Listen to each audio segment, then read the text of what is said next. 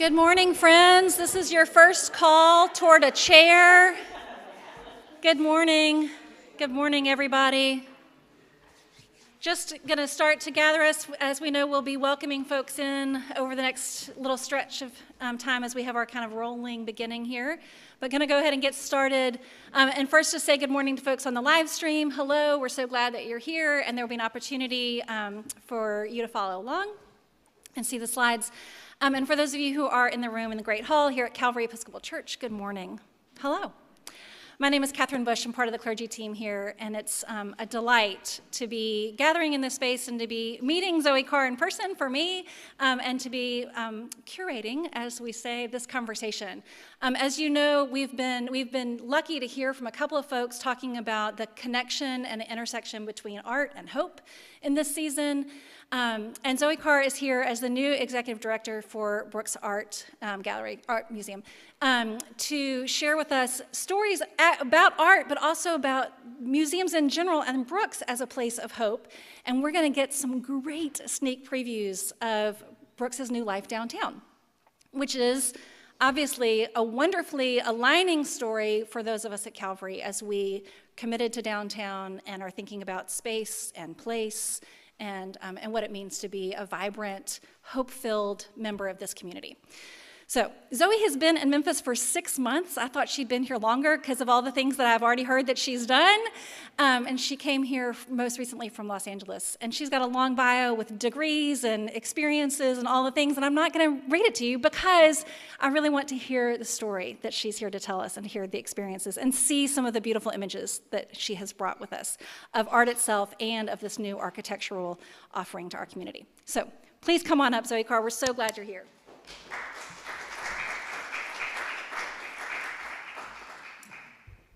Thank you. It's so nice to be here. Thank you for inviting us to come and talk a little bit about what we're up to. Our first slide is actually about how we are still open in Overton Park. We are still open in Overton Park. Please come and visit us. And I wanted to share a little bit about what we're doing in Overton Park and then talk to you about coming to be your new neighbor. We're so excited to be joining you here in downtown. So with that, can I get the next slide? So just a little bit about us. I found in talking to people around town, people think they know us, but maybe don't completely. So we are the oldest museum in the region. We're the only encyclopedic museum, which is a fancy word to say that we show art from all periods and all around the world. And we're the only museum that does that regionally. So we're a really important regional resource as we think about our region having access to stories and histories that they might not otherwise. We have 10,000 works of art in the collection. And that is displayed currently in our building over, sorry, I couldn't remember what was on that slide. I'm actually gonna, hold on. Can I take this off? Yeah. Yes, I can. Okay, I just wonder if I can see myself. It's a little tricky to get. Thank you. Now I can look at you and my slides simultaneously. So yes, that's deployed over 18 galleries over 3 floors in our current building, which if you've been to visit us, is very challenging to navigate. So those 3 stories and the kind of funky buildings that were mashed together over time are one of the reasons that we are so excited about this move downtown. And I want to show you a little bit about how this new building downtown is going to help us deliver a much better visitor experience. In 2022, nonetheless, despite the funky architecture, we had almost 100,000 visitors. And we, always have open our cafe. We just reopened for lunch service. So if you haven't visited us and haven't tried the amazing fried chicken sandwich at Loaf, you should come. And you should tell me, I'll come say hi. And then we have a really charming little shop and lots of art, of course. Right now on view, this is really very connected to the theme of hope. This is an exhibition by an Afro-Cuban artist named Harmonia Rosales. She was born and raised in Chicago and currently works in Los Angeles. And this is an entire body of work that came from walking through the Art Institute of Chicago with her daughter, who is darker skinned than her. And Harmonia herself is an art lover, museum goer, was having a great time, and looked over at her daughter midway through their visit and realized her daughter wasn't paying any attention at all. And asked her daughter, what's going on? Why aren't you enjoying this experience? And her daughter said, no one on the walls looks like me. So this is a body of work where Harmonia is taking her family, her community's stories. So the Afro-Cuban community obviously comes from Africa originally, the Yoruba people from Nigeria, Togo, and Benin. And those stories and cultures travel across the Atlantic with the slave trade, and they take on versions in Cuba, versions in Brazil, and obviously versions in North America. And it's a religion that is largely oral in tradition, so there isn't much of a visual record. So she is creating a visual record for her stories and her people using the very traditional language of the Italian Renaissance. So if you've been to Italy, or spent a lot of time in museums, you'll recognize images that look very familiar, and then you'll realize that something completely different is going on in the image than what you expect. So this really spectacular piece is her reinterpretation of the Sistine Chapel. So she's taken the architectural forms of the Sistine Chapel and inserted within all of these different pastiche images that tell her stories of her people. And it's really fun. There's a Sistine Chapel presentation on view right now at the Convention Center, so you should go and see that up close and then come and see this reimagined version of it.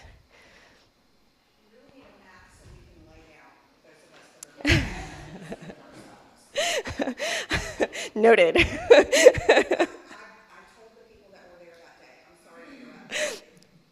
No, it's funny that you say that, because I'm going to come to another piece by Tommy Ka that's on view now, where there is a mat, and now I'm wondering, did we put the mat in the wrong place, or do we need multiple mats? So, okay, thank you. Yeah, I don't want to lie on the floor. Yeah, good. Maybe just some nice pillows. Yeah. Okay. Thank you for your input. I appreciate it. So this exhibition also came from a major initiative that we've been working on at the museum, which is we want to invest more in telling the stories of our community. So in 2021, we were given fellowship funds to create the Blackman Perry Fellowship. So it's named after Joyce Blackman and Elliot Perry. And the fellowship allows us to train the next generation of curators who are interested in the study of African American and African diasporic art. And in addition to bringing a fellow in and training them, the fellowship comes with funding for the curator to do exhibitions, to make books, and also to buy art. So this is the first work of art that was acquired with funding from that fellowship. This is a work by Harmonia Rosales. So this is how we learned about this artist and got excited about presenting her work in a larger scale here in Memphis. And this painting is staying here. And as we're starting to think about our new building and the different stories we want to tell there, it's been really fun. The curators are fighting about where to put it, because it connects to so many different things. It connects beautifully to the Crest collection of Old Master Italian painting. It connects to a gallery of Africa as inspiration. You could put it anywhere. So it's really fun to think about these paintings becoming kind of seminal works of art, really iconic for our museum. Next, please. And then here's the Tommy Ka. You can come lie on the ground for this one. Actually, it's on some AstroTurf, but it's fairly squishy AstroTurf, relatively comfortable. So this is a Memphis-based artist. So another through line for us from a programmatic point of view is we are really interested in elevating and promoting the work of Memphis artists. There's an incredible community of artists here in Memphis, and we as the city's museum have a responsibility to make sure that those artists' work are being shown and that it is getting promoted on a national scale, not just locally and regionally. So Tommy works between here and New York. You may know of him as the artist with the controversy about the Elvis picture at the airport, but this is part of the statewide Tennessee Triennial. So this is an inaugural program connecting art institutions all across the state, and this is our presentation as part of that. And this too actually has a beautiful message of hope. The work is called Repair, or the theme of the triennial was repair, and Tommy was thinking a lot about repair as relates to that story, but also as relates to his identity. So he's Vietnamese, Chinese, and queer, and he came for an artist talk about how moving to New York, people would kind of look at him and say, but you can't be from Memphis. You aren't what I expect when I think about the South. And so all of these questions of identity, and then how do you feel about home if home doesn't feel like who you think, right? Like if there's this difference between what people expect of your home and how you experience your home. So this is a really beautiful piece on the rotunda. So you're invited to lie down and enjoy it. It's a collage made of clouds that is also taking the shape of an eye.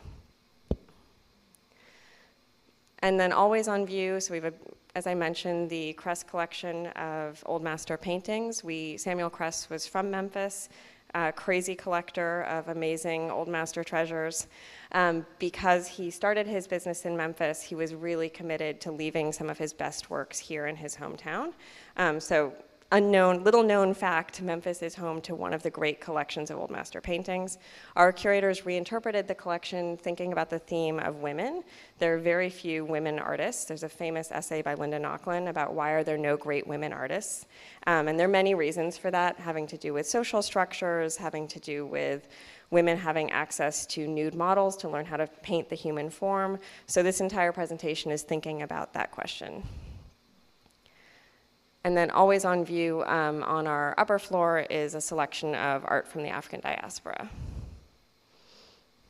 Okay, on to the good stuff. That was pretty good, but on to the exciting things and real hope. I think we're so excited to be moving downtown. We'll be coming here in the fourth quarter of 2025, and I wanted to talk to you a little bit about our plans and how excited we are to be your neighbors. So our site, as you can see, is between Riverside and Front, between Union and Monroe. It's a full city block, so it's a really big site. Next. And actually, I forgot to say on that slide, we're very excited, but we've talked about it a couple times already this morning, the connections between us and Cosset, right? So we're right next to Cosset Library, and I'll show you a very special space we're planning. But also, as we get downtown, all of the opportunities to partner with downtown organizations like you, but also the Civil Rights Museum, the Orpheum Theater. There's just this whole array of cultural entities that we're looking forward to partnering with. So we'll have 50% more gallery space in the new building, very exciting, and 600% more art-filled public spaces. So right now our art-filled public space is the plaza in front of the museum where you may have seen the bubbles in the fall. It's a really challenging space for our curators to program because they have to think about something attractive that also is rainproof, windproof, and won't get stolen. So that whittles it down to a fairly finite number of things. In the new building, we will have an enclosed courtyard space as well as a roof garden. I'm going to show you both. And both of those are going to provide incredible opportunities for more art. And both of those spaces will be made available to the public for free, no ticket. So this building actually has more unticketed space than it does have ticketed space and is very much about giving back to the city of Memphis. And then timeline we just talked about. We're currently making a mess. Apologies to our neighbors. Construction will take 2 years and will be opening in the fourth quarter of 2025. So this is what was there before. I don't know if you all remember that lovely, lovely parking garage. And then on the far left, was a fire station. And we are really thrilled about this new building that is all about engaging Front Street, being much more transparent about what goes on in a museum and really inviting people into the museum through that. So you can see there's glass all along that facade. On the far left, you can actually see into the exhibition galleries at street level. And then on the next bay over from that is a new retail space that is all about presenting Memphis artists and makers. We will be redoing our shop. And then a big wide open front porch. And then on the far right is a cafe space. And both the retail space and the cafe space have separate doors. So we'll be able to have those open even when the museum is not open. We also very intentionally set the museum back from the street. So up above you can see this kind of absurd, I think it's like a 3-foot sidewalk where you would almost get hit by a car while walking. We have a 20-foot sidewalk here along Front Street and lots of trees. We want this to be a really amazing pedestrian experience. Next, please. Just some more views of that wide sidewalk and then the view into the exhibition galleries. And on the north side of the building, because there's a steep grade change, there was an opportunity to build these kind of bleachers into the facade. This is also our bus drop-off, so school kids will be waiting here for their buses, and it's up against our cafe, so you can imagine getting your coffee and just relaxing in this nice shaded spot. And then this is a brand new space. Right now, this is Monroe Avenue. So the building on the right is Cosset Library, and the museum is on the left. And we're proposing to make half of Monroe Avenue be only accessible to pedestrians. The bottom half from Riverside, halfway up the street, is how you would get into our parking garage. So we have 150 parking spots underneath the building. And then the top half, we would level off and use as a plaza and a programming space connecting the museum and the library. Just a view of the cafe. and the retail space. And here we are in our front lobby with a really nice welcoming ticket desk. This is what you'll see as you come off the elevators from the parking garage. So this beautiful curved staircase, and then looking across the lobby. And if you went up the staircase, you would encounter this big open space on the mezzanine level. It's got daylight on both sides, so windows on either side. And if you click through, this is our version of a theater space. So instead of having a black box theater, we wanted something really informal so that when it's not programmed with a performance, it's still a fun place to be. So this is standing in for art. And on the slide before, I was showing you it could be just a very casual space to hang out. But you saw on the first slide, we can put stackable chairs that we've been assured by the architects are very comfortable for up to 2 hours of sitting. And we can have a lecture or a movie, and it will be very comfortable. But we really wanted something open, informal, and flexible. And that's the view from that space into the courtyard, and we'll come back to that courtyard space. Just a floor plan for the building. So we looked at the Front Street side, which has all of the public-facing amenities.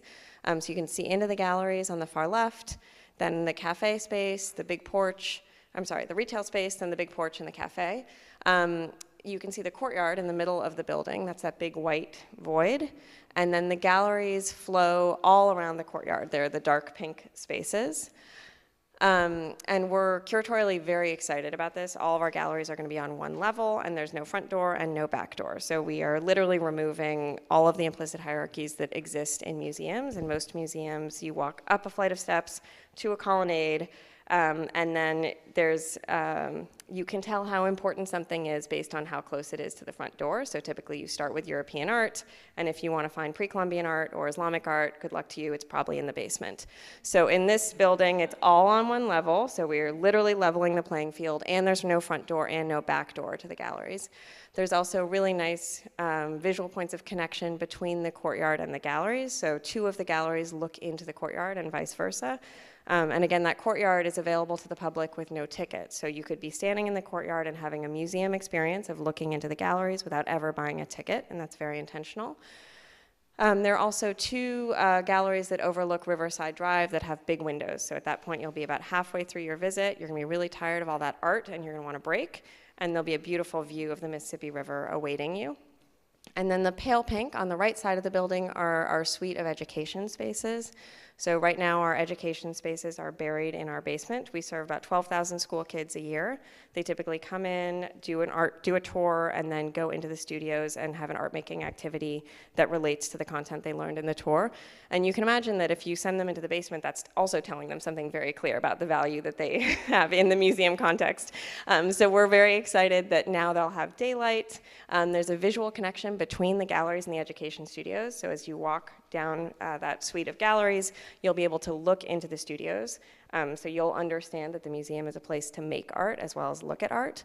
And then in the northern corner of that suite of education spaces is the interactive gallery. And that will be a space to make art all of the time. And that will be for kids and adults. We really want people coming in and having a creative experience whenever they want. Next, please. Just a view of the galleries. We asked the architects to make sure that when you're standing in the galleries, you know that you could only be in Memphis, and they responded by putting a lot of hardwood throughout. So there's beautiful hardwood floors, and then beams in the ceilings, also made of hardwood. The entire building is a hardwood structure. It's cross-laminated timber structure. So you can really see the structure of the building, and the wood is a very prominent feature. More galleries. And here's the Mississippi River View Gallery. And here we are in the art studios. You can see they look across over to Cosset, all that nice daylight. And here we're standing in the courtyard. So again, free space. You can see, really, the lobby space is very transparent. You can see all the way through to Front Street from where we're standing. That bay of windows on the second level is that theater mezzanine space that we looked at. The courtyard is going to be really a space for the community. In this image, I think we're missing a lot of furniture. It looks kind of empty, furniture and people. But our plan is to have a lot of tables and chairs and to really invite you to come in and spend time in this space. It's also where we'll do all of our big community days. So we have Chalk Fest, Day of the Dead, We just started a Lunar New Year festival. Each of those attracts several thousand people, and those would all take place in this space. We also will do movies there, so we're facing in the other direction towards Riverside Drive, and we can project movies onto that wall surface. And of course, art. I missed the bunnies. I hear they were very cute. Bunnies might not come back, but there'll be more good art in the courtyard. Next one, please. And at the back of the courtyard here, we're facing towards Riverside Drive again, and you can see that sliver of blue, which is the river, and kind of invites you down. And if you keep going, you'll see it's inviting you down this flight of steps that is also an open-air amphitheater. And that amphitheater is shaded. There's a kind of roof coverage over it, and it'll be a really wonderful space to either sit and relax or even watch a performance. The backdrop, the backdrop for that is this beautiful view over the Mississippi River. This is also an amazing event space, so you could have a cocktail party here with that incredible sunset that we just flipped to. There you go. Beautiful sunsets. And again, like, this is free open space. This is for the city of Memphis. Next one, please. Here we're standing on an imagined view of Riverside Drive. Probably 10 years from now, we're hoping that we're going to spend so much, or make such a difference to the fabric of the city that there will be, that Riverside Drive itself will change. So there's a lot more trees, and I love that like wide curving sidewalk that doesn't currently exist. And this feels like you're strolling along the River Thames or something like that, but you're in Memphis. But the purpose of this slide really is to show you what's going on the roof, but also to help orient you. So we were looking at that cutout in the middle is the overlook that we were just looking at over the Mississippi River. And then we saw those two big windows or the galleries overlooking the Mississippi River. And then on the roof, you can see there's a lot going on, and I want to tell you about that as well. So the entire roof is a garden. There's a park in the sky on the top of our building. That too will be available to the public without a ticket. We will do programming up there. There'll be art up there. Definitely gonna be windier up there, so it's gonna limit what art, but there will be art, we're determined. We're gonna find some, yeah, we don't want the bunnies blowing into the river, so we'll have to figure it out. And then if you keep flicking through, on the far northwest corner of the roof is a really charming little pavilion. It's got a little bar set up, a deck. And the pavilion is fully enclosable, so we can heat it and air condition it. And it'll be just the most lovely place to have a glass of wine on a spring evening. And that is the view of the museum from the river, which I'm pretty convinced, but I may be biased, will become one of the iconic views of Memphis. It's such a spectacular building, and I'm certain that this building and what we're going to do there is going to really transform our city and how we view ourselves as a city. That's it. Oh wait, no, it's not it, excuse me. So just a preview of what's coming. In the fall, we have a beautiful exhibition. I'm a little biased. It's coming from my former employer, Los Angeles County Museum of Art. It's called Black American Portraits, and that is literally what it is. It's portraits in all media. It includes quilts by Bisa Butler. It includes sculpture, painting, photography. We are, of course, adding a Memphis chapter to that, so please come and visit with us. It opens in August. That's the Bisa Butler quilt. It's incredibly beautiful. And I think that really is it. Okay, any questions? Yes? So thank you for asking. So the design architect is Herzog and de Meuron, and they have done a number of museums around the country, including the Perez Art Museum, as well as the de Young Museum in San Francisco. They're Swiss. So they have deep museum experience, and then they're also known for their cultural buildings all around the world. They did Bird's Nest Stadium in Beijing, for example. And they are paired with Archimania, who are the architects of record. Can you explain the funding piece? Yeah, also a great question. What's happening to Brooks in Overton Park? Okay, those are all good questions, thank you. So in terms of the funding, this is a public-private partnership. So the land is on a city easement, and the city is a major funder for the project. The rest is coming from private sources. Between the public and private funding we have in hand, we are at 75% of our goal. We're just about to launch the more active and visible part of the campaign, so you'll be hearing more from us. And then in terms of our current building, that is a city-owned building, so the city will be running a request for proposals towards the tail end of this year, and they'll be looking for a new tenant. What's the funding goal? The funding goal, We have not been releasing publicly yet. Yeah. Yeah, it feels very intimate and secure. I'd love to share it with you. Ask me next week. Yeah, since you're so curious, we'll be following up with you. Exactly. Other questions from folks, comments and curiosities? Yeah. That's okay. There's people on the live stream. Oh, okay. Just a question. I was down at the Cosset Library, which looks wonderful now, and we were walking on top of the bluff, you know, from Fourth Bluff behind the Cosset, and I just wondered if that walkway was going to continue. Yeah, so that space that we looked at connecting the museum to Cosset, one of the intentions of that space is to open up the view to that walkway, because right now you have to know that that walkway is there. It's a little bit hidden behind the library, and it's hidden by that big wall that runs alongside the library. So the plan is to take that wall down, and you can see actually in this rendering, it's probably a little exaggerated, but that little glimmer of the walkway going behind the library. So this plaza is certainly part of extending it. And then our hope is that our site, and that's part of why we have those big wide sidewalks with a lot of landscaping on them, we want our site to connect people back down to the Riverwalk, which starts at Union and Riverside. So our site would really connect that walkway along the river, up Union, around front to this plaza, and then back around the library. Now that we're on Cosset, you want to talk a little bit about your Cosset relationship you were mentioning? Yeah, I mean, just to say that they're going to be a key programming partner.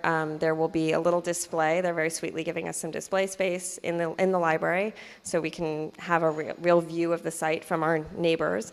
But they're going to be amazing programming partners. They've been working with us on the design of this plaza space so that it's really working well for both of us. And then we're already talking with them about programming partnerships for next year.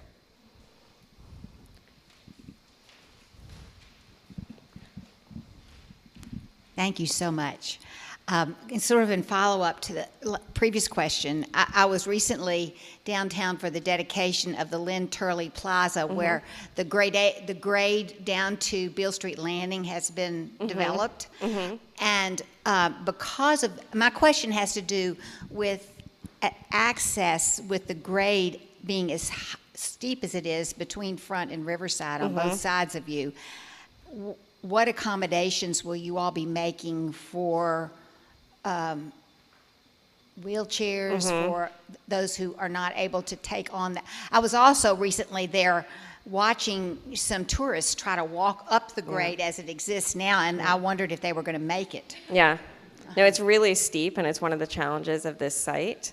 So actually, this plaza is kind of the key, because the back side of this plaza, I don't have a rendering of it, is a kind of zigzag walkway that gets you down to a much lower point and therefore reduces the grade of the remaining portion of Monroe Avenue. So that is how we're thinking about it. And then with the other side being just really widening the sidewalk on Union so that it's a safer place to walk.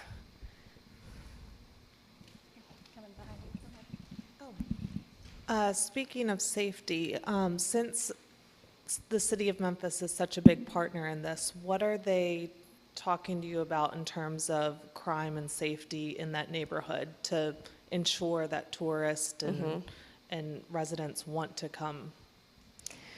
I mean, I would say the conversation is a little bit in reverse, where I believe really strongly that we are going to be a key contribution to reducing crime and safety, because one of the ways, or reducing crime, increasing safety, because activity is so important, right? So right now there's a big hole there.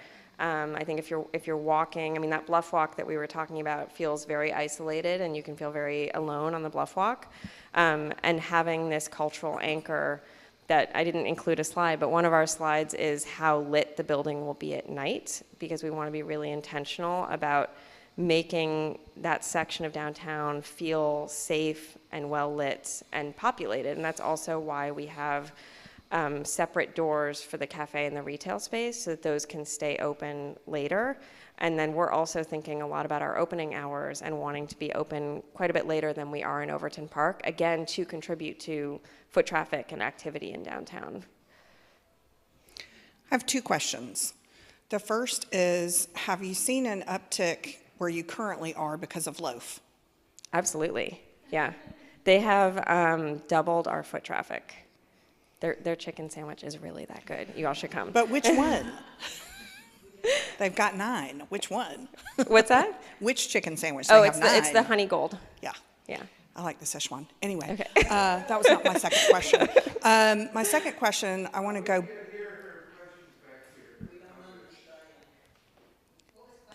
The question was, have you increased foot traffic because of the restaurant Loaf? And she said yes.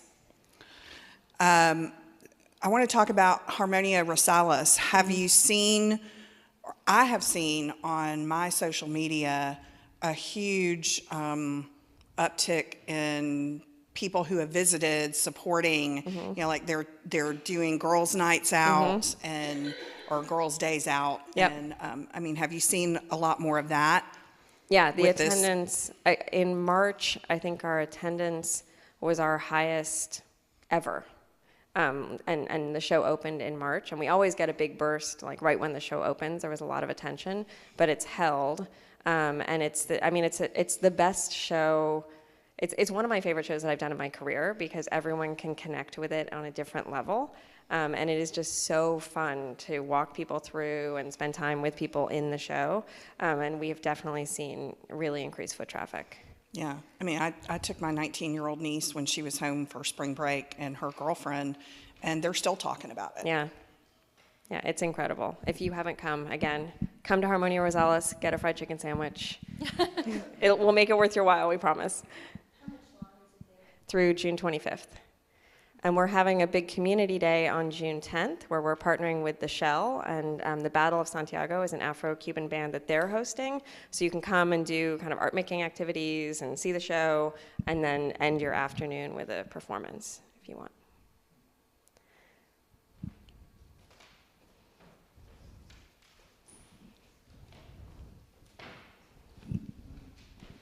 Two more questions. The beautiful access on front, I love seeing that. And you mentioned the parking garage. What will be the access? I guess I'm also thinking about handicapped accessibility, as we were talking about earlier. What will be the access for people who are unable to come in that pedestrian way on front? So everyone should be able to come in that pedestrian way because the bus drop-off is, well, it's better than it is currently, but there's this sort of new kind of angled drop-off where the bus parks at an angle and you end up right at curb height. And then in addition to stairs that you saw along the facade, there are ramps everywhere. So that's a completely accessible entrance on the Front Street side. And then if you prefer, you can park in the parking garage, and there's an elevator straight up from the parking garage. Thank you.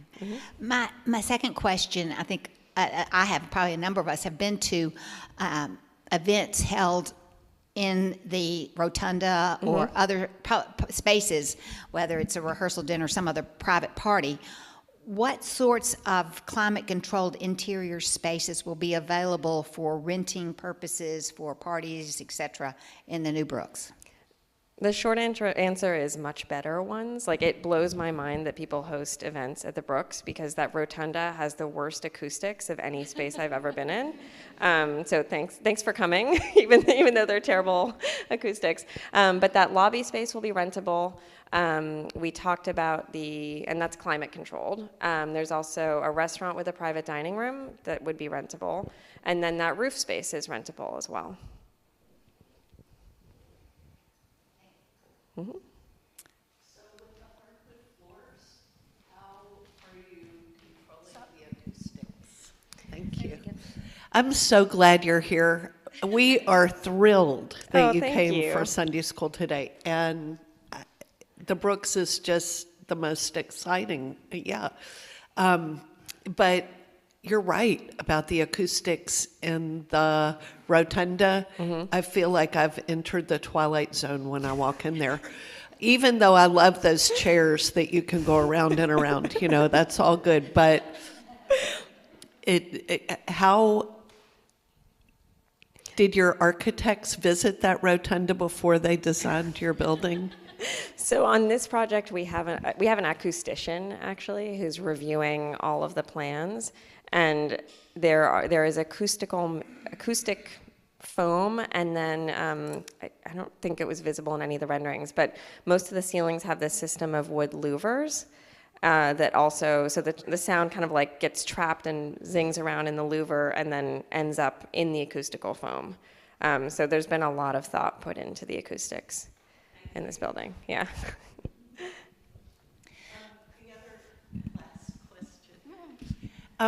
Neighbors experiencing homelessness. Have you talked about that? And I know that has some part of the safety issue. How I heard the community was welcome in this area and I just wondered what that might look like in your thoughts. I think that's an area where we need to do a lot of research and training. There are tons of great partners to do that with downtown, including you all, exactly. But also COSIT is going to be a really helpful partner. And we have not, I would say, just to be totally transparent, it's probably the biggest source of anxiety for some of our staff because it's the biggest difference between Overton Park and downtown.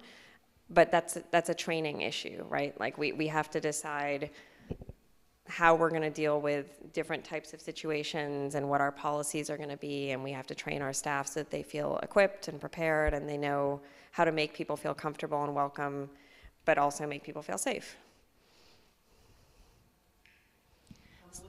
Yeah, so we were talking about this before you got started today, and one of the things that it's been so striking to me, there's a writer that I've been reading recently, his name is Ross Gay, and one of the things that he talks about is all of these things that we think of as like extra and really, frankly, privileged, like art and gardens and beauty and music. And his approach is that belongs to everyone and it always has, and it, Yeah. And so one of the things that I really appreciate that you're showing us is philosophically that seems true in the new building. That I could even see it from the sidewalk, or I could come in and kind of democratizing and deprivileging. Like you said, like the level playing field, even just like what type of art goes first is a fascinating question I hadn't thought about. But I wonder how that's clearly important and meaningful to you, and clearly, I mean, and Brooks brought you here. You got here just a little bit ago. So to say a little bit about what that means for you and for this new space. Yeah, I mean, what attracted me, the reason that I came here, honestly, was that I've been in museums my whole career, and to me, museums are spaces that belong to everyone, but most museums talk a lot about that idea, but don't actually do it.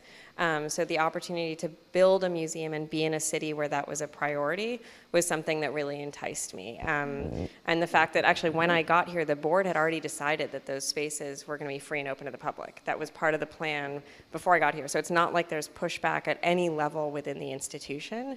And that was very much part of the conversation as I was being hired. So it's just a privilege to be a part of this project. Thanks. Other questions and comments? So we just switched our free day from Wednesdays to Saturday morning to make it more accessible, and we certainly plan to continue that downtown. So will all the pieces make the move, Yep. whether they're currently in storage or being shown? Yep. Everything will, Yeah, we are vacating Overton Park.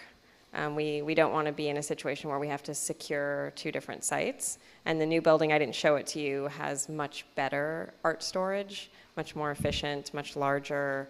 It also has art paths that allow us to bring larger art into the building. So for the show, the Black American Portrait show that's coming this fall, there's a beautiful painting by Amy Sherald that simply doesn't fit in the building in Overton Park. So Overton Park really limits what we can show, and that will not be an issue when we get downtown.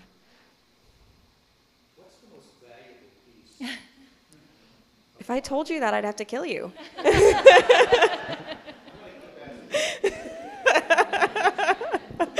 I know. The highest value, though, if you looked at auction records, the highest values would be in the Impressionist paintings, and then there are a few old master paintings that have very high values attached to them. And who owns that? Those, so our collection, the original parts of the collection, so it's a complicated question, but it's the City of Memphis's art collection. The Crest collection is, I would say, it's a long-term loan ownership where they have no plan to take it back, but they have certain controls over it. Question back here? Thank you very much. I have a question about the space around the museum. So I moved here from London, and I've always been very surprised that there isn't more opportunity to sit and enjoy the view over the river in the city of Memphis. Do you think that the Brooks location will act as an anchor to bring more businesses and opportunity to be at the Riverwalk for the city? Yeah, that's certainly our hope. I mean, I've heard talk of development along Cobblestone Landing. I think the city, I was sort of joking about Riverside Drive, but sort of not. I mean, right now there's a train line. The reason our building is designed the way it is, people ask me all the time, well, why don't you just have public access at ground level on Riverside Drive? That's because there's an Amtrak train line that runs across the bottom of our site. So there are a lot of things that would have to happen, but we're very much hoping that our presence and the way that our building thinks about the river and encourages people to really spend time and enjoy the river will help make those changes. Yeah. Connie? It may be more statement than question, but that current exhibit is just stunning, and you're talking about the Sistine Chapel. And in the write-up of that, where it says that when she put that together, that she imagined what would it have been like for the slave boat hulls to have given them that to see on the journey. And so I just really think it'd be amazing to, I'm also going to go see the Sistine Chapel here at where is that? At the Convention Center, Renaissance. Yeah. And, but to think that way, like just those few words of the description from the artist totally changed how Sistine is privileged to be now. It was not for the all. And it was just beautiful. That's probably the most beautiful art exhibit I've ever seen. Oh, thank That's you. there. I mean, like life changing to get what art isn't and what it needs to be. I also love the way her language is so embedded in the traditional language of museums that she makes you rethink I grew up going to museums, right? And Italian Renaissance art was always held up as the highest point. And the way she sort of comments on and twists and really actually makes it relevant is so satisfying from a museum point of view also. This is good. I mean, just to follow up, so everybody needs to go see the exhibit. It's so extraordinary. And even things in the curating and the commentary about what is a masterpiece? And you start thinking about the word master in a totally different way, and what the layers of the meaning, and there's goodness and there's dark. It's just it's really compelling. So don't just look at the pictures; read all the comments. Yeah, the all text is amazing, and there's a beautiful catalog actually that our curatorial team produced it was kind of astonishing. I think they wrote the entire thing in a month, and then it was produced in 3 months, which probably to you doesn't sound that crazy, but I come from an environment where books take 2 years to make. And when they sort of ambushed me when I started and were like, we really should do a book. And I said, yes, we should really do a book, but what's your plan in terms of getting the book here so that people can buy it? And we have an incredibly talented curatorial team, and that's where that great label writing is, but also the essays are beautiful and the book is beautiful. So consider buying a book as well. Yeah. And we were super fortunate because actually our curatorial team right now includes our Blackman Perry Fellow is Nigerian Canadian of Yoruba descent. So for her, there was this very personal connection to the project. The artist has no formal training and is looks like a rock star. You should come to all of our exhibition openings. We're making sure we're inviting more and more people and always try to include the artist where we can. And she is just the most glamorous, but also the kindest person. So after they were here for the opening, and then they went home and wrote to us immediately and said, we were so touched by Memphis, by the people we met, by how beautifully the show was installed. We really want to give back. So they actually donated funds for us to bring high school students into the show. All of the high schools who participate in our scholastic competition all were contacted and invited to come have a tour of the show. And then they also donated books to that same set of schools. So they're just amazing humans. Well, we think you're an amazing human. Thank you. And so excited. There's so much shared language that I think has probably been resonating for a lot of us as we've been thinking about Calvary spaces, winding 3 floors, 3 buildings merged together that you can't find, you can't fit things that you want to do. Sounds really resonant. And as we get ready to have our season of disruption and construction and reimagining, we're looking forward very much to welcoming you down here and are so glad that you've come and given us this sneak preview. Thank you. Thank you for having us.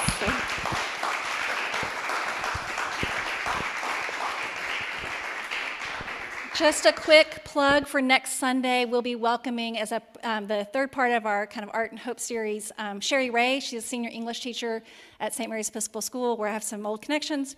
And she's going to be talking about art, particularly as literature and stories of resurrection and hope in the season that are found in the literary world. So she's a fantastic teacher and a great storyteller. So I hope you'll be back next Sunday. Thanks, y'all.